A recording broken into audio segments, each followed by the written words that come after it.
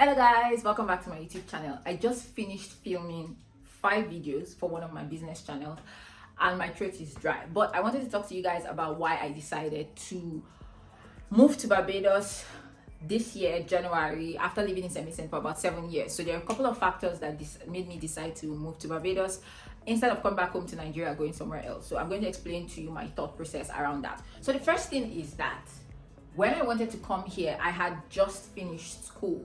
So no, I had not just finished school actually. So I was living in Saint Vincent for about 7 years. I moved there 2015, and the entire time while I was in Saint Vincent, I was going to school at first before my scholarship ended. If you don't know that story, I will tell you guys later. But then in 2017 April, I finally finished basic medical sciences and I needed to go start my rotations. So I was like, I don't have any money to go start, and it cost about $60,000 to complete rotations. I didn't have that kind of money, so I started working online. So I was still working from home in Saint Vincent, and I was thinking about how I was going to, eventually move or do something. And then I discovered something called the digital nomad visa. So if you've not heard of a digital nomad visa, it's a visa for people who have online businesses and work from home. Most of these visas, I'm going to make a whole video about this, but most of these visas require you to have either some kind of monthly revenue or annual revenue, and you get to choose. So here are a few criteria that helped me decide whether or not I wanted to come to Barbados, because there are a lot of countries that offer, I think there are about 30 to 40 countries that offer a digital nomad visa. All right. So for no reason, I decided to come to my bathroom. Can I just say that the lighting is great here? Anyway, so the first reason that made me decide to come to Barbados was that it was one of the nearest options. I was already in the Caribbean, which means moving to Barbados was like a 35-minute flight and cost $200. All the other options were far, and I would need to do like a transit visa, go through multiple countries or something like that. And this was still when like COVID was going on, so you know how countries were during that period. And I'm flying with a Nigerian passport, so like I don't want the case where I apply for a visa and then I get rejected. The next time I want to apply for real now, not be able to get it. So I was like, nearest country option. And the second reason for that, tying into that Barbados being near, is that Barbados actually allows Nigerians to come and stay in Barbados for 6 months visa free. So I was like, Barbados is the nearest option. One thing I knew for sure though was that I didn't want to stay in Saint Vincent anymore. I had stayed there for too long, and Saint Vincent is kind of small, so I just really wanted to go. Oh, and the volcano had happened around, like the volcano happened, is it 2021 or 2020? I can't remember. I'll think I can find some pictures or videos from that. That traumatized me. That volcano traumatized me because I have never been through lockdown plus ash, no light, no water. There was a time we did not bathe for like 2 days. There was no water to drink. So because of that, I just decided that I wanted to leave Saint Vincent. So that's why I chose Barbados. It was near and the transport was going to be cheap. And they already allow Nigerians, so like I don't need transit visa or anything to enter into the country. And then number 3 reason why I went with Barbados was that Barbados actually allows a family visa. So I was considering bringing my siblings to meet me in Barbados. I had not seen my sister and my brother for like 7 years, and I was thinking this would be a good time to bring them, and they had just finished secondary school. My sister had just completed SS3 and my brother had finished the year before, and I was like, this would be a good time to kind of meet up with them because going to Nigeria was not really on my list. And Barbados allowed family visa, so the regular visa was about $2,000 and then the family visa was $3,000. So I was like, if I'm going to spend $2,000, I might as well spend $3,000. So that's why Barbados was really there on my list. There are a couple of countries too that have the family visa option, but then Barbados was looking really nice. Another thing that made me pick Barbados was that Barbados compared to, so now you know that I'm looking at proximity, like somewhere near that I can just fly into.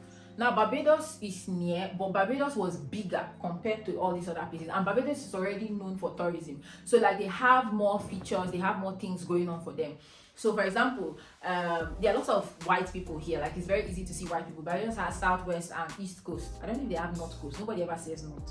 Anyway, but they have southwest and east, and if you go to the west coast, it's just white people that are there because it's like hotels, restaurants, all these nice places. So they are used to tourism. And there is no such thing as racism here. Like, if you get money, you get money, simple as that. So that's something that I really like. In Saint Vincent, I'm sorry to say, but it's not always the case. Like, we have small issues, such as you enter bus, they just see your face, they'll say because you're Nigerian, you're smelling, that people will be shifting, doing like this, doing like that. There's that. They say comments and they say things and they have some kind of beliefs. And the irony is that they watch a lot of Nigerian films, and many of them think that all of us are Patience Ozoko or something like that. So they are very nice, so, but a couple of them are not really there. So I was just like, I wanted to go to a place where somebody would just see me and assume that, you know, this is whatever they see is what they get. Like, they don't judge me based on my nationality or whatever. So I decided that, okay, Barbados is a nice idea, and it's slightly bigger, right? Yeah, airport is bigger. They have an actual international airport. Saint Vincent just got their international airport a few years ago. So having like a bigger place and more options. Now, it's not like Dubai or like, I mean, going to the US, obviously. I know that we are close to the US, and some people think, I mean, I'm not in America. I like to say I'm overseas, I'm overseas, not abroad. This is not US, this is not Canada. But I really like all the things that we have access to. Like, they have a thriving marketplace. In Saint Vincent, for example, you cannot just walk into a store and buy an iPhone if you wanted to. But here you can do that, right? You're able to just walk into the supermarket and get an iPhone. You can just buy stuff. And there are people selling on marketplace as well. So that makes it really, I don't even know how to explain it. This sounds like first world problems, but in Nigeria, you guys have Jumia, and in Saint Vincent, nothing like that. And you have to ship everything, and customs is not cheap. I'm rambling here, but that's one of the reasons why I decided to go with Barbados. Other options on the list were like St. Lucia, Antigua, Dominica. Bahamas was out of it because of cost of living. Now, it was not all pros, right? One of the things about Barbados is that the cost of living is high. The visa itself is high. So the visa, like I said, is $2,000, and then if you're bringing family, it's $3,000, which is not cheap. So there was that, but I was like, it was a better trade-off for me rather than trying to get a UK visa and then flying over to I don't even know where. A lot of the other digital nomad visas are in Europe and these other places, and I have not flown in those places for a while. Another thing for me was, like, in Barbados, the currency exchange is roughly 2 Barbados to 1 USD. I like living in countries where they are not using US, like the currency is not USD, $1 to $1, something like that. Because when I earn in USD, it's easy for me to convert and then I can spend a little more. But the cost of living in Barbados is a little high. I read online that it's like the 6th most expensive country in the world, something like that. So that's something to keep in mind.